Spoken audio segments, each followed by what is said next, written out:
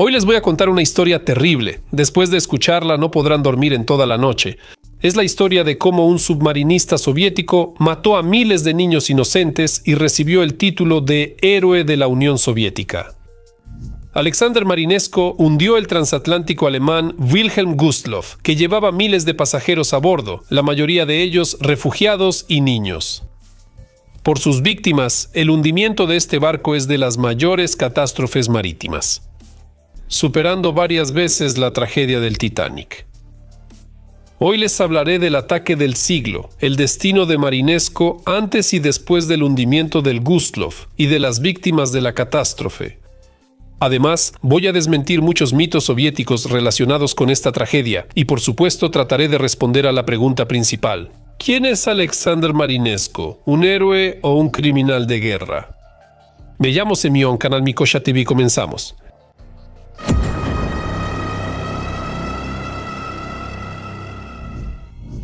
Retrato de un héroe. El héroe de mi historia nació en Odessa. Su padre, exmarinero de la flota rumana, desertó del servicio y huyó de su patria tras golpear a un oficial. Cabe decir que, en cuanto a temperamento, Alexander Marinesko salió completamente a su padre, ya que nunca supo contener los impulsos de su naturaleza apasionada. Después de terminar la escuela, Alexander se convirtió en marinero. Navegó durante varios años en barcos mercantes y luego fue llamado a la Marina de Guerra. Marinesko se convirtió en submarinista y, hay que decirlo, la carrera de nuestro héroe fue vertiginosa. En noviembre de 1938 ya era asistente del capitán, y 6 meses después Alexander recibió el mando del submarino M96 tipo Malyutka. En ese momento tenía 26 años. La guerra comenzó de manera desafortunada para Marinesko. El submarino fue dañado por la artillería alemana y estuvo en reparación hasta agosto de 1942. Por la inactividad, los marineros cayeron en excesos, surgió el alcoholismo y charlas antisoviéticas. Marinesko aprovechó para organizar juegos de cartas por dinero entre los oficiales de la división. El proceso avanzó tanto que las autoridades tomaron medidas drásticas. 8 oficiales de la brigada de submarinos fueron juzgados y 4 fusilados. Marinesko tuvo suerte, solo fue expulsado del partido. Hay que decir que Alejandro disfrutaba de las fiestas y de beber en exceso. Dicen que verlo sobrio entre misiones era un golpe de suerte. Aunque nunca llegaba a emborracharse hasta perder el control, y en el mar no bebía en absoluto. Incluso antes de la guerra, Marinesko provocó una pelea borracho en un restaurante de Tallinn, discutiendo por algo con unos chicos locales temperamentales. Hubo retrasos en llegar al submarino por sus juergas y otros incidentes. Y ni hablar del incendio en el submarino de un amigo que provocó Marinesko, al tirar una colilla encendida en la esquina del camarote. Siguiendo el ejemplo de su papá, no golpeaba a sus superiores, pero sí podía mandar a alguien al diablo fácilmente sin importar el rango o el título. Los superiores permitían esas excentricidades porque Alexander era buen marinero y era respetado por sus subordinados. En 1943, Marinesko recibió el S-13, el submarino, gracias al cual su nombre pasaría a la historia. Alexander cumplió su deber dignamente, aunque sin logros notables. En 1944, el S-13 atacó el transporte alemán Siegfried. Al fallar los torpedos, el submarino disparó sus cañones al enemigo y lo dañó gravemente. Antes de eso, Marinesko participó en una operación de sabotaje cuyo objetivo, según se dice, era capturar la máquina de cifrado alemana Enigma. Su submarino dejó un grupo de reconocimiento tras líneas enemigas. Aunque la misión falló, Marinesko fue reconocido y recibió la Orden de la Bandera Roja. A inicios de 1945, el S-13 fue enviado a Finlandia, que acababa de salir de la guerra, y allí empezó a prepararse para una nueva misión, aunque de forma peculiar. La tripulación organizó una pelea masiva con los finlandeses, pero el capitán sobresalió aún más. Se relacionó con una joven sueca y estuvo varios días con ella. El exnovio de la chica no se puso a pelear a puñetazos, sino que de inmediato denunció a su rival ante el mando soviético. Smersh intervino en el asunto. Marinesko fue acusado de ausentarse sin permiso y de espionaje por relacionarse con una extranjera.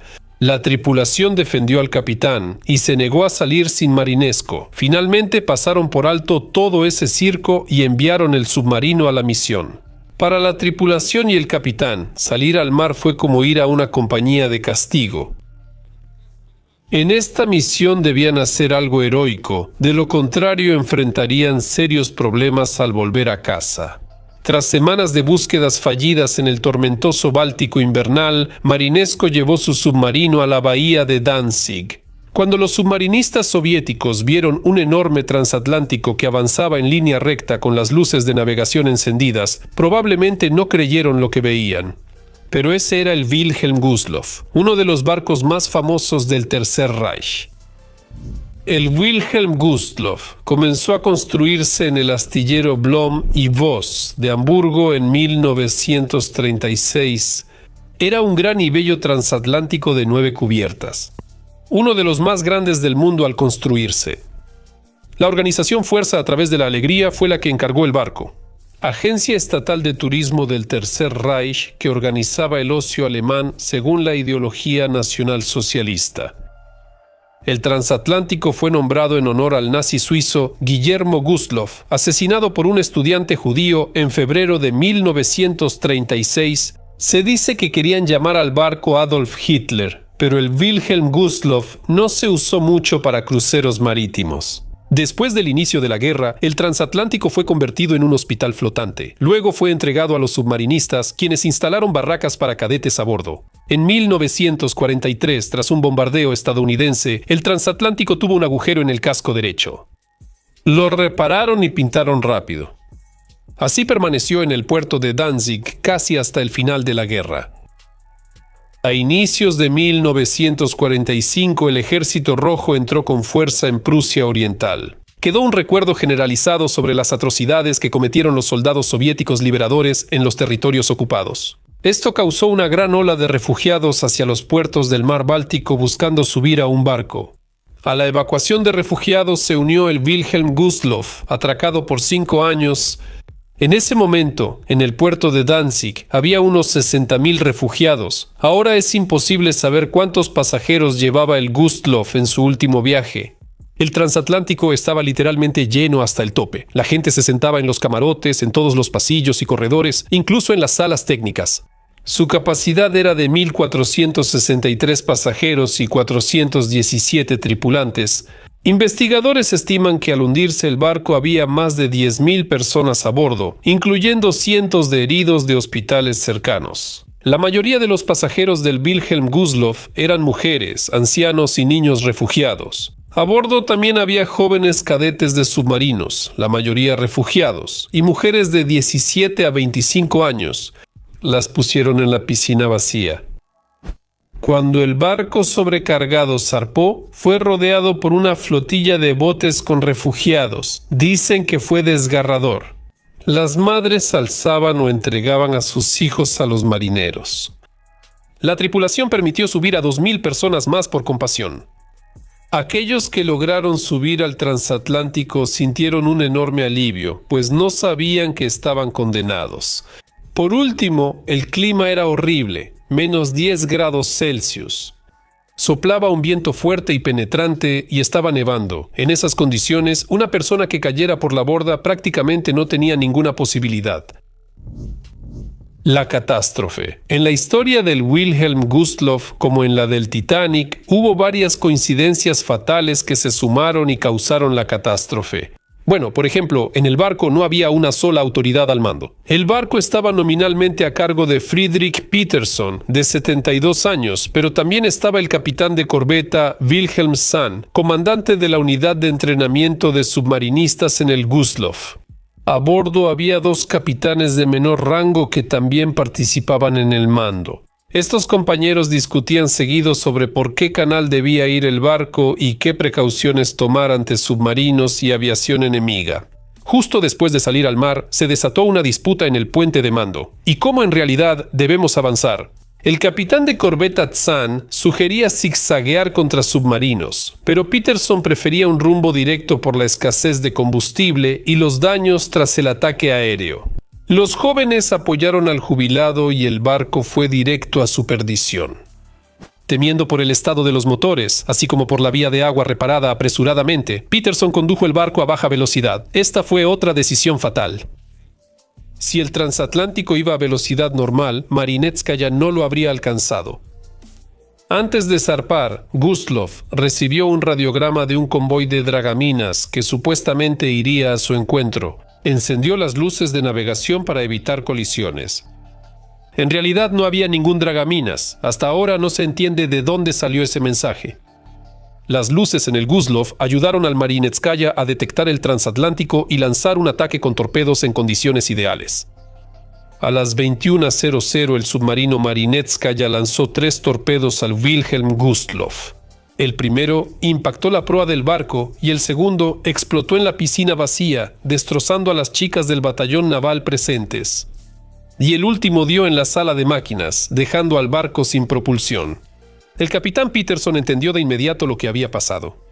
Por eso sus primeras palabras fueron: «Eso es todo». En el barco se desató un pánico terrible. Los pasajeros que no murieron por las explosiones ni se ahogaron en los camarotes de las cubiertas inferiores corrieron hacia los botes salvavidas. Parte de la tripulación, encargada de bajar los botes y evacuar, quedó atrapada en las cubiertas inferiores y murió allí. Los pasajeros no bajaron los botes salvavidas porque no sabían cómo y varios pescantes de los botes estaban congelados. Además, el barco ya estaba inclinado. Gracias al esfuerzo de tripulación y pasajeros, bajaron algunos botes, pero muchos acabaron en el agua helada. Por la inclinación del barco, una instalación antiaérea se soltó y aplastó un bote lleno de gente. En medio del pánico y la estampida, murieron muchas personas, especialmente niños y mujeres. Nadie ayudó a los indefensos, a las mujeres embarazadas ni a los soldados heridos. Solo los más fuertes subían a las lanchas salvavidas que eran tomadas por asalto. Varios pasajeros armados se suicidaron para evitar morir en el agua helada y oscura. Muchos que subieron a los botes salvavidas murieron congelados antes de ser rescatados. El viento y el agua los convertían en estatuas de hielo. Testigos recuerdan a una perra guía que, con sus últimas fuerzas, arrastró a su dueño ciego, ya muerto, al borde del bote salvavidas. Los chalecos salvavidas eran demasiado grandes para los niños, así que cuando caían al agua, se volteaban de cabeza. Sobre el agua solo se veían sus piernitas moviéndose impotentes. Rescatistas y sobrevivientes recordaban los cientos de piernitas de niños rígidas que sobresalían del agua. El Wilhelm Gustloff se hundió aproximadamente 1 hora después del ataque con torpedos. El rescate lo realizaron el torpedero Levi y el destructor T-38 que estaba cerca. El crucero Almirante Hipper no se detuvo por temor a otro ataque con torpedos. 1 hora después, los barcos de rescate solo hallaron cadáveres flotando. En uno de los botes salvavidas abandonados, los rescatistas encontraron a un bebé olvidado en el pánico. El pequeño estaba vivo y simplemente dormía. Fue el último rescatado del Gustloff. Según diferentes fuentes, lograron salvarse entre 949 y 1.500 personas de las más de 10.000 que estaban a bordo. Por cierto, a pesar del estereotipo común de que el capitán abandona el barco al final, los 4 capitanes sobrevivieron al desastre. Sin embargo, el más joven de ellos se suicidó después de la guerra. Mitos soviéticos sobre el Gustloff. La historia de la Segunda Guerra Mundial está llena de tragedias horribles. La catástrofe del Wilhelm Gustloff destaca entre ellas. En la Unión Soviética sabían esto y por eso intentaron transformar el asesinato de miles de inocentes en una hazaña. Los propagandistas soviéticos crearon muchos mitos sobre el hundimiento del transatlántico. Algunos aún circulan hoy. En la URSS decían que en el Gustloff murieron entre 5 y 7.000 nazis experimentados, incluidos altos oficiales y jerarcas del partido. Sin embargo, los mitos soviéticos nunca mencionaron apellidos ni cargos. ¿Hace falta decir que esto es una invención total? Es más común el mito de que Marinetsko destruyó en el Gustloff casi la mitad del personal de la flota submarina alemana. Se mencionan entre 80 y 100 tripulaciones entrenadas para los submarinos más nuevos. Sí, en el transatlántico había submarinistas, la mayoría no muy jóvenes. Pero, ¿cuántas tripulaciones podrían formarse con ellos? En el Gustloff, la mayoría eran marineros en entrenamiento, sin derecho a hacer guardias por su cuenta. Toda tripulación de barco implica oficiales. De todas las especialidades, del navegante al cocinero, algunos fabricantes de mitos soviéticos fueron más lejos. Decían que Marinetsko, al matar a tantos submarinistas alemanes, salvó a Inglaterra del bloqueo marítimo y que los británicos le hicieron un monumento en Portsmouth. Sin embargo, nunca se mostró la foto del monumento, quizá por modestia. También en la URSS les gustaba contar que, tras el hundimiento de Guzlov, se declaró un luto de 3 días, y Hitler reconoció a Marinetsko como su enemigo personal. No está claro en absoluto de dónde sacaron esa tontería. Los hitlerianos evitaban hacer pública la pérdida del barco y el número de víctimas para no deprimir a su población. Hitler realmente llamaba enemigo personal al asesino de Guzlov, pero no se refería al barco, sino a ese mismo nazi suizo en cuyo honor más tarde nombraron el transatlántico. No es verdad que los nazis ejecutaran al capitán Wilhelm Guzlov ni a los responsables de su seguridad. Todos ellos sobrevivieron a la guerra sin problemas. El ataque al Guzlov no puede llamarse obra maestra naval, como dicen autores rusos actuales. Sí, la tripulación del S-13 hizo todo de manera precisa y competente, pero nada más, no fue el ataque del siglo. No importa qué criterios elijamos. Si hablamos del tamaño del objetivo, la estadounidense Archer Fish hundió el 29 de noviembre de 1944 al portaaviones japonés más nuevo, el Shinano, de 72.000 toneladas de desplazamiento. Si priorizamos el efecto propagandístico, ningún otro supera al U-47 que se infiltró en Scapa Flow y hundió el acorazado Royal Oak. En cuanto al arte naval, aquí vale la pena destacar al U-9 de Widingen, que cambió por completo el uso de los submarinos al enviar al fondo en 1 hora a 3 grandes barcos enemigos, los cruceros Cressy, Abukir y Hogg. Eso sí es el ataque del siglo, eso lo entiendo. Hazaña o crimen de guerra. Tras la disolución de la Unión Soviética, se reconsideró la historia de la Segunda Guerra Mundial, incluyendo la tragedia del Wilhelm Gustloff. Ahora empezaron a llamar a Marinescu asesino y criminal de guerra, y además, para colmo, alcohólico, que no respetaba la disciplina ni la subordinación. Ya hablé sobre el alcoholismo, pero los crímenes de guerra son una acusación mucho más seria que requiere aclaraciones. Lo diré de inmediato. El hundimiento del Wilhelm Gustloff no es un crimen de guerra. La tripulación del submarino desconocía que la mayoría a bordo eran niños y refugiados.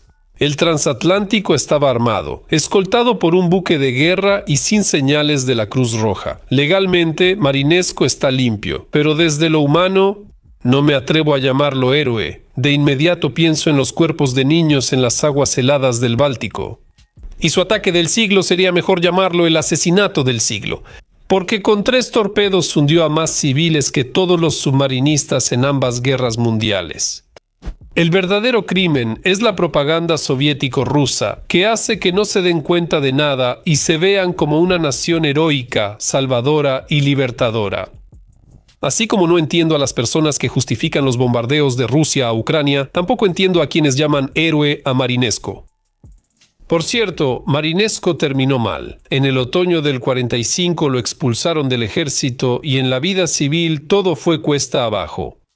Servicio en la naviera del Báltico, despido, prisión, robo, intentos fallidos de regresar al servicio militar y luego una grave enfermedad. Marinescu falleció de cáncer a los 50 años. Conclusión.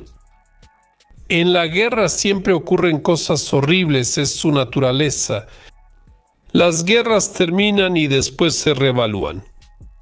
Y a pocos se les ocurre glorificar las atrocidades evidentes. Por ejemplo, no he oído que los estadounidenses llamen héroes a los pilotos que lanzaron bombas nucleares en Japón. Sin embargo, en la Unión Soviética eso no funcionaba. Ahí negaban de todas las formas posibles cualquier crimen propio durante la guerra.